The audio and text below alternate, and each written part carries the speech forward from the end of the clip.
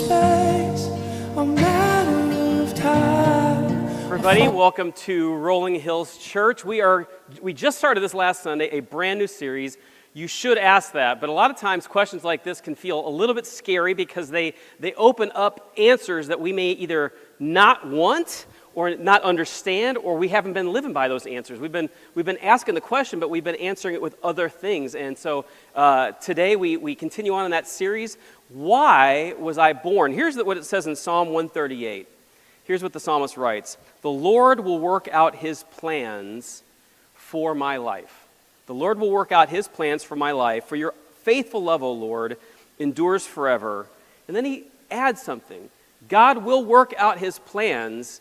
And then he adds this tag. He says, don't abandon me, for you made me. Don't abandon me, for you made me. Today we step this second Sunday into the questions that we should ask.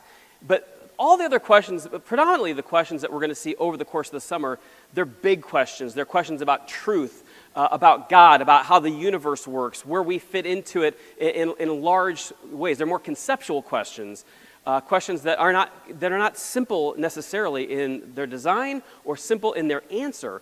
And so that's the nature of the series. Don't be scared by that. I think this life is not simple, right? It is a complex world in which we live, and so in that way, they're not intended to be philosophical. They're biblical questions, they're important questions, they have personal implications, but this one is not conceptual. Today's question we're going to be talking about is as personal as it can possibly get. It's the biggest question you hopefully are asking. Why was I born?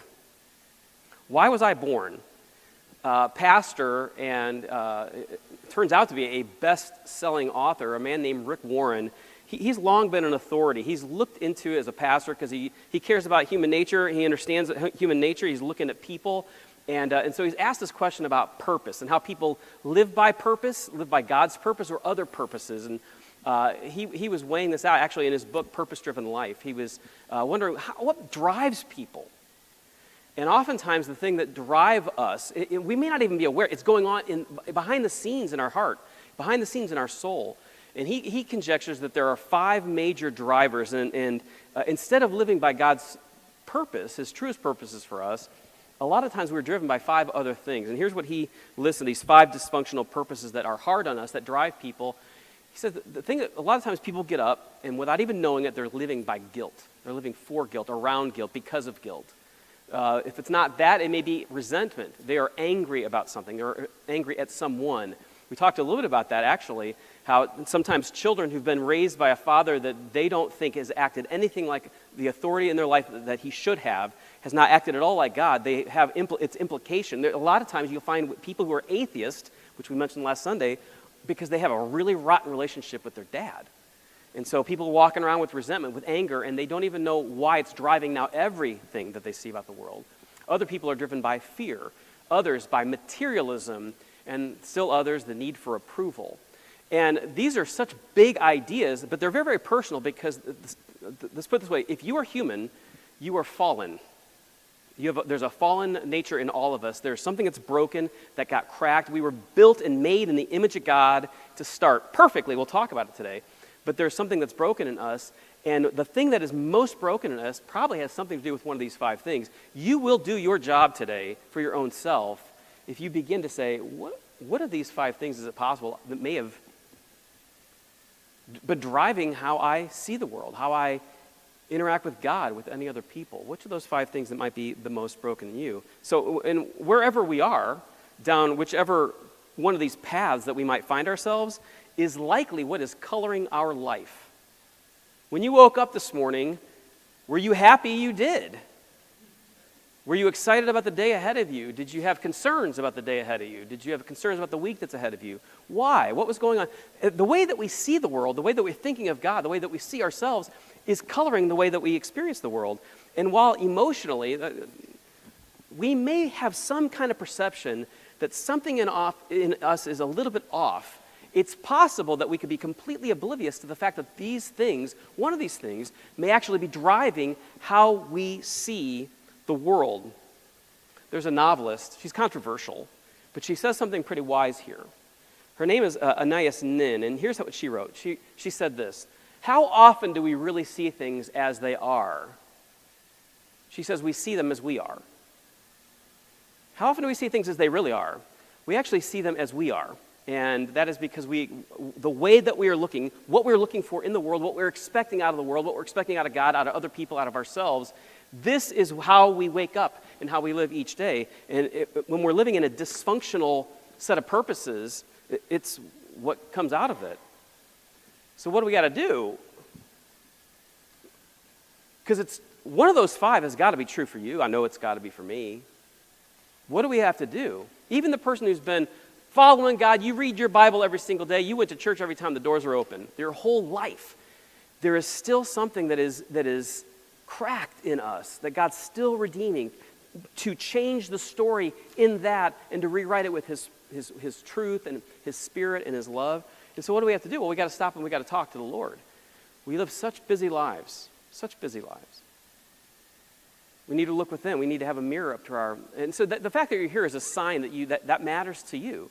You're saying, I need a mirror up to my own life. I want to see myself as I really am. And I want to see myself as God sees me. And also, to have a really good conversation with people who know you well, who love you, who have no reason to lie to you about you when they are... What's it like to be on the other side of me? If you ask that question, that's a dangerous question, isn't it? For somebody who knows, I mean, I could sit here and talk to my wife, I could talk to my kids, I could probably talk to my mom about it, right? You could do it with somebody that maybe you have been around for a while, in the years, and you'd say, what's it really like to be on the other side of me? What do you perceive is going on in me? What am I driven by, do you think? And if we are honest with that question and we allowed them to be honest with their answer, what would we find? But guess what happens when we have this kind of honesty between us and God, us and ourselves, and us and the people around us who love us? You get to find out what's really going on. Because we may have slipped into being driven by one of these dysfunctional purposes for our life. And the fact of the matter is that none of those drivers, those five or any others that are possible, none of them are satisfiable to us. None of them can get satisfied in this life. They never make us whole, they never make us happy, they never make us fulfilled. They only sort of taunt us.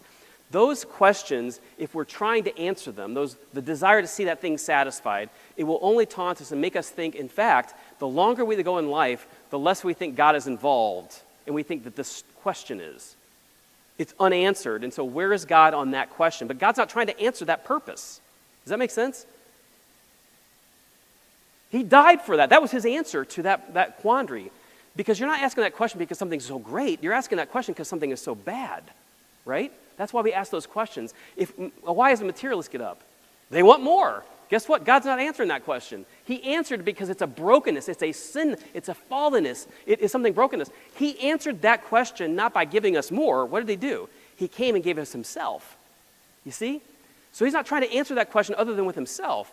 And so he's like, I want to steer you to my purpose is why I made you. Why you were born is because of what I'm trying to do in your life. And it all starts with this relationship with me. My answer to those questions is me, not anything down that road. They can't satisfy. You know, even in the Bible, people who we'd probably consider spiritual giants because of how their life turned out or how they connected with God. Two of them come to mind. One is a prophet. His name was Jeremiah. Another one whose name was Job. Maybe more of us are familiar with that name. Another one that pops to my mind, in Ecclesiastes, it gives us an impression that Solomon actually weighed on these questions. And the question that especially Jeremiah and Job particularly said, here's what they say: I wish I had never been born. We're shocked because people who are considered spiritual giants, I mean, literally, there are books named after Jeremiah. There's a book named after Job. These two heroes of our faith asked this question, or actually made this statement: I wish I had never been born. Solomon says, you know what? When it was all said and done, it's like, what was this? Well, how could we ever fulfill or feel satisfied in our life if we are being driven to fulfill something that is impossible to fulfill? Why do people with one-story houses have to put 2 stories on it? And people with 2 stories have to upgrade to a bigger one, a faster car, a better-looking wife. I don't mean that. More money, a better job, a bigger, these kind of things. Why are we constantly trying to upgrade, or we think we're upgrading? Because we're not satisfied. There's no satisfying in it. Whether it's guilt, we can't feel bad enough to solve the guilt. Does that make sense? We can't satisfy the anger. We can't fulfill the fear. We can't be satisfied by that. Materialism, or even just the need for approval, we're not going to get it, not in the way we think we're going to try for. You and I were never born for any of those things. Well, what's your purpose instead? I mean, if it's not to be like that, if you could locate today in your soul, you had like a readout, right? A radar that could discover in your soul, if it was one of those 5 things, and you're like, you know what, that's a live wire, John, but I can tell what it is. I'm not supposed to be living with that as my driver. I'm angry at my dad. I've been trying to get more. I'm fearful of this, whatever it might be. If you could locate it and say, okay, if I wanted to take my finger off of that button, off of that gas pedal, and I wanted to put another, what is it? What am I supposed to be living about? What am I supposed to be living for?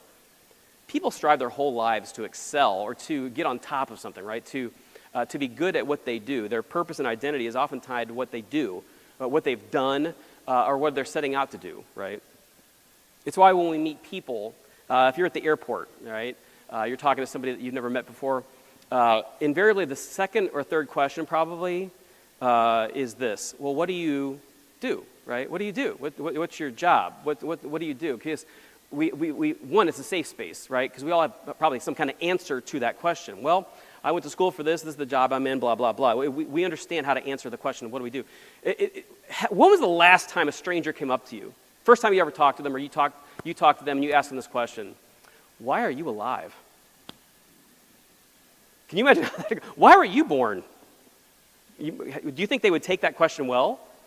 They wouldn't know how to take the question. But it's a better question, isn't it? It's a more important question than what do you do? Because I could have, you know what, in your life, especially in the world in which we live, your career will probably change multiple times. So what you do isn't really your identity, because then you'd be confused. Why are you alive? Why were you born? This is a bigger question, but it also makes us frightened. But we know about more what we do than why we do what we do. This week, I love, because of my intelligence level, most of my newspaper reading happens in the comic strips. It's where I really learn most about life and how the world works. And this week in the East Bay Times, I found something that I thought really seemed to capture. It was Frank and Ernest. You can see it up on the screen. The one is saying, oh, I have plenty of know-how. I just never had much know-why. And I thought that kind of captured it. Got plenty of know-how. I know what to do. But know why, that's a different thing. And I think here it sits in us as well. And know why is really important. In fact, it's pretty much everything. I want to give you a flurry of scriptures. You'll see them up on the screen, but I want to read them to you to reinforce one thing that's going to be the base upon which we have today's message. In Colossians, Paul writes this: for everything, absolutely everything, above and below, visible and invisible, everything got started in him. This, of course, is the Lord, and finds its purpose in him. Our whole purpose, the glory of God, fulfilling his intent for the world, involves his intent for us. This next scripture from Ephesians chapter 5, he says, don't live carelessly, unthinkingly. Make sure you understand what the master wants. Now, I bet there are a number of people, high-stakes people in this room, who, if asked, how would you lay out my life? If I need your advice in a career, how to make sure I can build up enough so I'll have enough at the end, and what have you, to have some level of success. How do I live life based on the world as it's currently driven? You could probably have a pretty good answer to that question. The harder question, though, is what does that have anything to do with this? What does the master want? And this is a question that you, before you leave this place, would be very wise and blessed for your own purposes and your own sake to ask in your own life. What does the master want is the same exact question. It's just a restatement of, why was I born? The master, my maker, my creator, yours as well.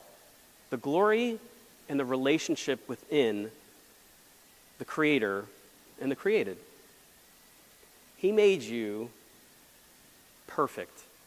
In fact, I want to talk about that very thing. So you can see it up on the screen. This is our main passage for the day. It comes from Psalm 139. Here's how it reads. You made all the delicate inner parts of my body. This is the psalmist speaking to the Lord. You made all the delicate inner parts of my body and knit me together in my mother's womb. Thank you for making me so wonderfully complex. I love that phrase because it's so true. We'll talk about it in a moment. Your workmanship, he says to God, is marvelous. How well I know it. You watched me as I was being formed in utter seclusion, as I was woven together in the dark of the womb. You saw me before I was born. Every day of my life was recorded in your book. Every moment was laid out before a single day had passed. How precious are your thoughts about me, O God. They cannot be numbered. How precious are your thoughts about me, O God. They cannot be numbered. This life-giving passage tells us that you and I have very real purpose. Three we're going to highlight today of great value to you and to me. The first one of those three is this. God made you thoughtfully, and he made you perfectly. He made you thoughtfully, and he made you perfectly. We read it just a moment ago. You made all the delicate inner parts of my body, and you knit me together. You knit me together. Now, here's something I want to say, because this is controversial. It ought not be. But in the world, in the society in which we have been raised, this will sound counter-cultural. So I'm going to say it, and I'm going to say it twice. Because it's a theology. In fact, the pushback to it itself is a theology. It's a wrong one. Here's what I'm going to say. No one has been born who wasn't supposed to be born. Maybe I back it up. No one has been conceived who was not supposed to be conceived. No one has been born who wasn't supposed to be born. Now, sure, there may be some babies who had unplanned pregnancies. I'm sure if we ask couples that have more than one kid,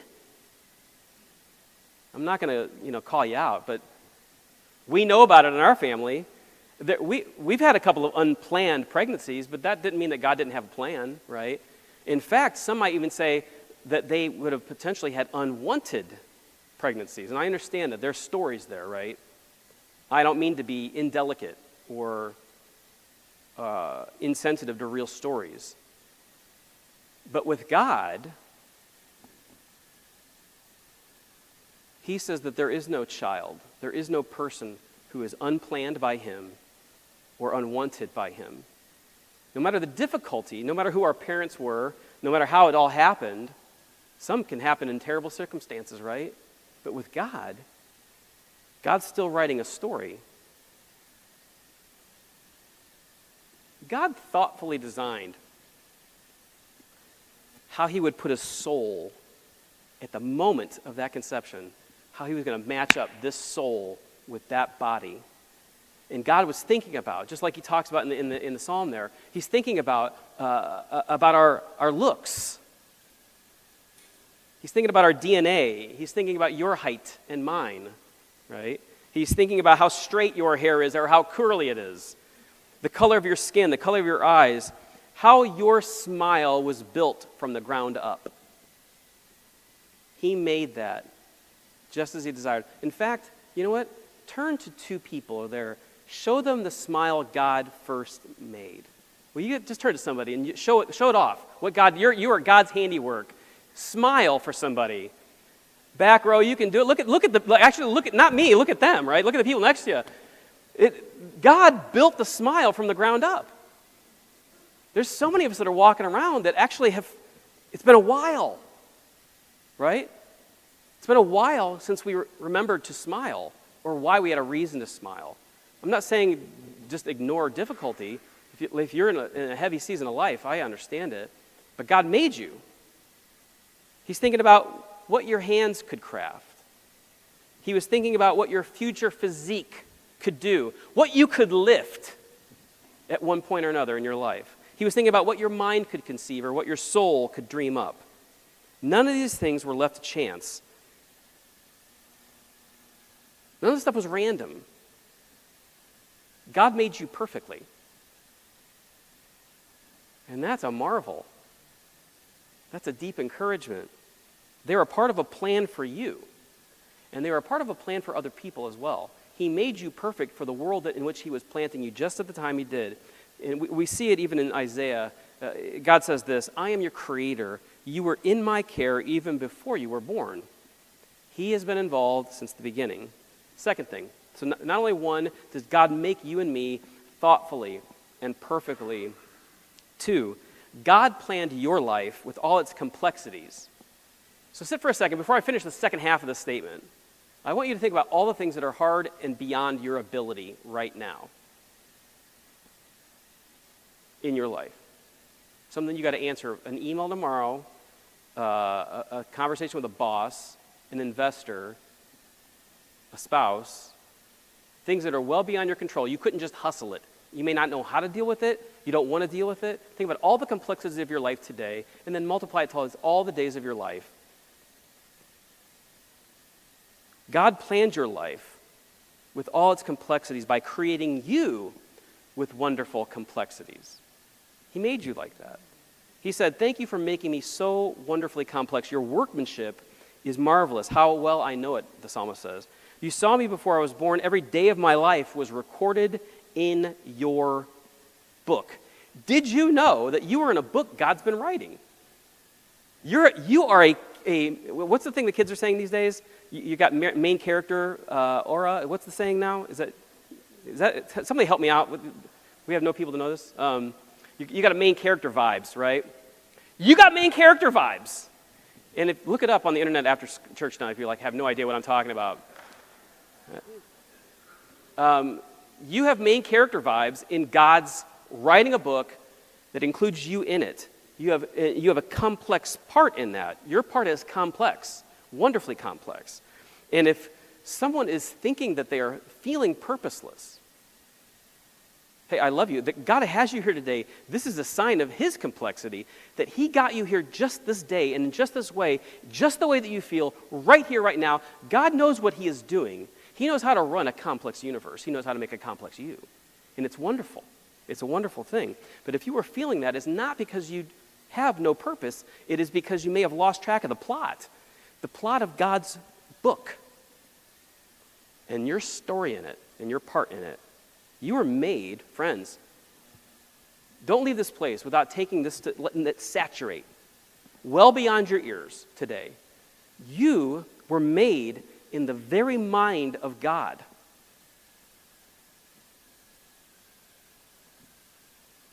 Made by the hand of God. Created in the image of God for the purposes of God. There is not a person here who lacks profound power today.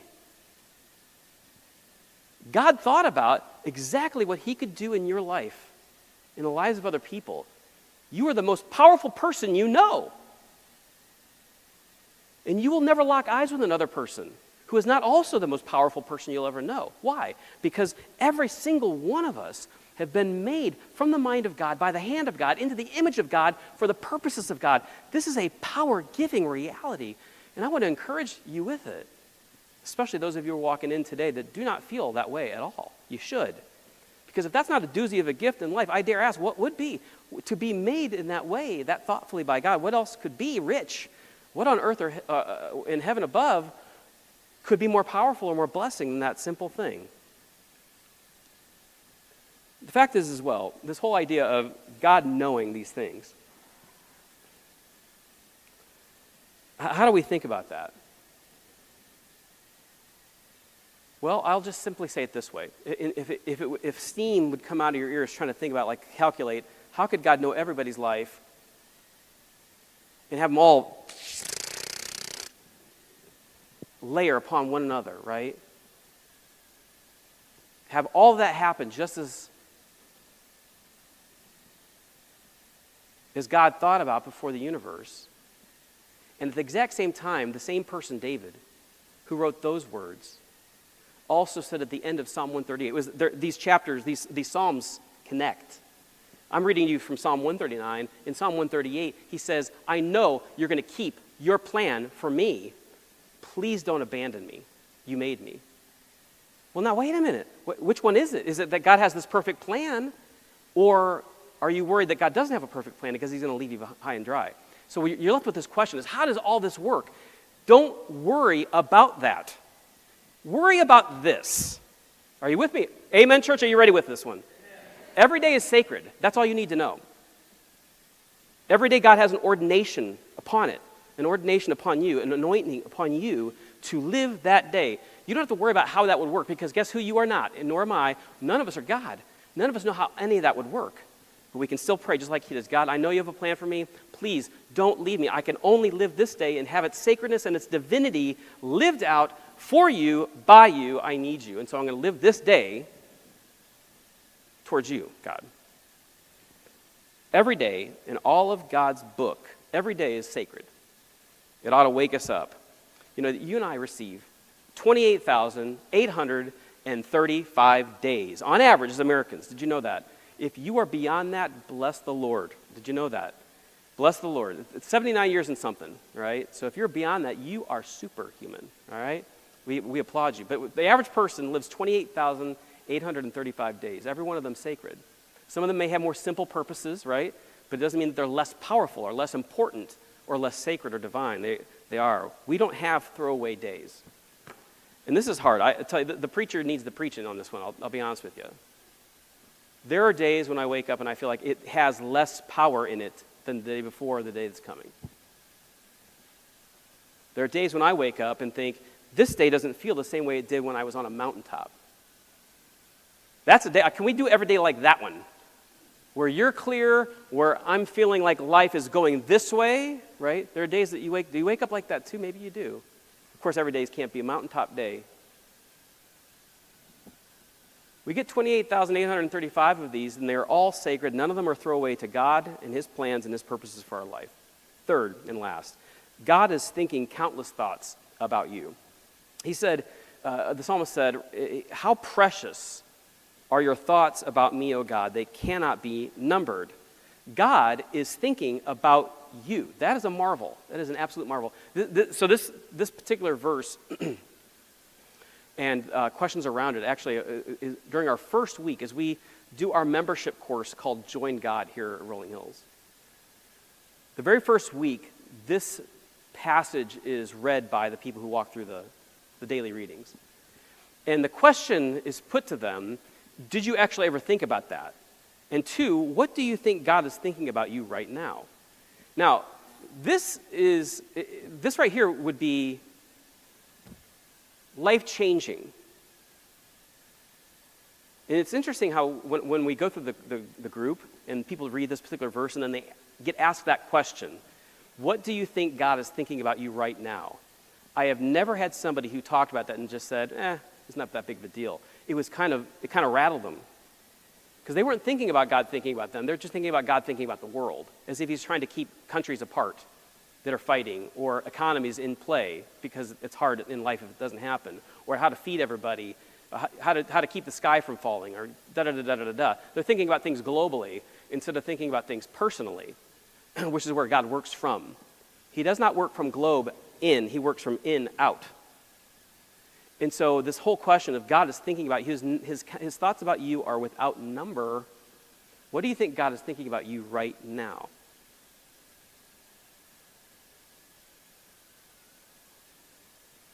I'm not going to preach for a second. This is where you think about this. You weigh this. You meditate on this.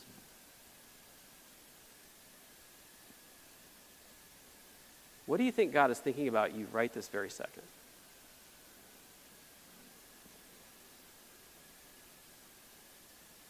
You know, because his name, or your name, and your circumstance, and your future, and your soul are running through God's mind as we sit here today. Your heart and your life is sacred to him. And now, when I say it's going through God's mind, running through God's mind, I don't mean that it is busying his mind, but is deep within his thoughts, deep within who he is. Your name and your life matters. The life of Jesus, it matters to him so much that he gave his own son in exchange for you in your life. He does not scoff at the things that he's invested his own life in. Does that make sense? He invested into you as much as he could give. He made you, but he saved you if you would be willing to let him in. God is a big picture. I don't know who said this, but it really caught me when I heard it. This is decades ago. It was this, that God has a big picture of you on his refrigerator. And I really always liked that. It stuck with me. And we ought not ever forget that. Sometimes we do. We've lost track of the fact that God has not lost track with us. He is close with us. But not only ought we not forget that, we also not ought forget that he also has the person that is sitting next to you up on that refrigerator, a big old picture, the perfect picture of that person, along with the person that has potentially made themselves an adversary of yours, an enemy of yours, maybe without even your desire but that's what's happened. He has a picture of them up on his refrigerator, and he looks at it every day. Along with that person, he has in a perfect frame picture as well, right there. He's got a massive refrigerator, guys. See what I'm saying? He has a massive refrigerator, and on that refrigerator also is the person that you're having the hardest time forgiving. That person is also hanging on God's refrigerator. They matter all the world to him. He invested his son's life into that person because he's a good, good father, like we just sang. God's got a purpose for all of them, and us too. His purposes for them, in fact, are probably, these people that we're talking about, his purposes for them are probably touched by our purposes that God has for us. God is thinking about you because his gospel tells us that he loves you desperately. You are worth Jesus' life. Of course, Jesus' life is the only way that we get to the Father. There is no other way, John tells us. Jesus says in the Gospel of John, there is no other way to the Father but by the grace of God. No one's a good enough person. No one can become God. And so God's the only passage to a place that we've never been. But he wants you there. He wants me there. So he said, I'm going to send my son. My son is the way. My son is the way to heaven. You know, knowing our purpose from God simplifies life, doesn't it? It focuses our life. Thoreau, he once, in a dark way, but he artfully penned once this deep thought that people live lives of quiet desperation. This is what Thoreau wrote. But one might wonder in our day if the description would be better for us Americans, that we live lives of busying distractions. Not quiet desperation, but maybe busying distractions. Does anybody know what this thing right here is? Anybody under the age of 40? This is called a top. When I was a kid, in lieu of an iPad, this is what my mom would give to me. Right, the kids, this is the 1970s iPad. And it's, of course, real fun. It's just going to keep going forever and ever and ever. We're all going to watch and wait and see what it does, right? This was what we did, right? Of course, this is probably what we're doing. There's a lot of, pumping, and a lot of spinning, a lot of energy, right? There's a ton of energy that's just going into that thing right there. But I think this is a lot of what we're dealing with as Americans. Because guess the one thing about a top, it's for the most crotchety in the room, we're all kind of upset when we see somebody got an iPad in their kid's hand out at the restaurant, right? It's like, wow, great parenting. I don't know if this was great parenting. What does this top do? Does this top go anywhere? What did I accomplish? When I was a kid, I guess that was all. I was really good at this, right? This is what's going on. There's a lot of energy, a lot of activity, a lot of pumping, a lot of spinning, but in America, I don't know that it's going anywhere. All that activity, all that spin, it's dizzyingly fast, it's full of energy, but we got to notice it goes nowhere. It may be possible that more than one person, and when I say more than one person, I mean every one of us. It may be possible that more than one of us in this room are likely pouring so much energy into one of those dangerous motivations, right, that we spoke about earlier, guilt and resentment or fear and materialism, seeking approval or some kind of a validation from somebody that we're never, ever going to see satisfied, and that we're pumping all kind of energy into that, spinning, right? Pouring energy into getting them satiated, but they are going nowhere. They are not going to satisfy. They just wear us out attempting it. They are truly purposeless because they can never be a purpose that God made for us. And you know what this is, it's a parable. But do you know what's happening? We're investing so much of our energy and our money, our headspace, and our time in our life. We only get 28,835 of these. And how many of our days have been spent trying to pump a way to spin our way forward on things that are unsatisfying because they can't be satisfied? God made you, and he made you wonderfully complex for purposes that are not those, for something that he's made you for, to live this day sacred and the next day and the day after that. We find why we were born the longer that we near ourselves to the very Creator who made us for those purposes. That is a successful, satisfied, joyful, fulfilled life. And when a person is living like that, if a freshman came in the door today at the end of church,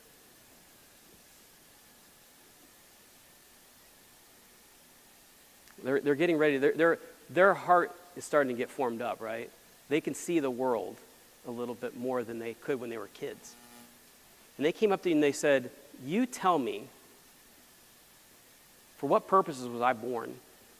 A person who is nearer to the Creator than a person who is not will give them a right answer. How would you answer? What answer would you give to a freshman in high school if they said, for what purposes was I born? Well, to give glory to the God who saved you, who made you, he made you for purposes. The closer we draw to that, the closer we draw to him, the more that we discover that. That is not possible. In fact, the oxygen is sucked out of the room the more and more that we spin the top, going nowhere, trying to deal with all those other things. I am not saying that that is easy. I'm not saying dealing with resentment or anger, materialism. Like you actually have to dismantle things in your life. It's not like you can just say, today, John, give an invitation and I'll come forward. I'll get down on my knees and I'll pray right here, right now. I want to get rid of that dysfunction.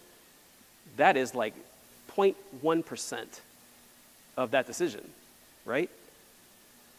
There is a dismantling of those things in our life because we don't know how materialistic we are. We don't yet realize how resentful we are, how angry we are, all the things we're fearing. It's a day-by-day dismantling of that and a receiving of what God's doing in our life. How you would answer that freshman, I hope, would be how you would answer for your own self. I have discovered about God that he gives me his purposes as I walk with him day by day. He doesn't send it to me in the mail and I get to see the whole thing. It's not how it works. It never works like that. But by grace of God, he saved me and he's redeeming my life. And today is more sacred than I ever realized it was the day before. Heavenly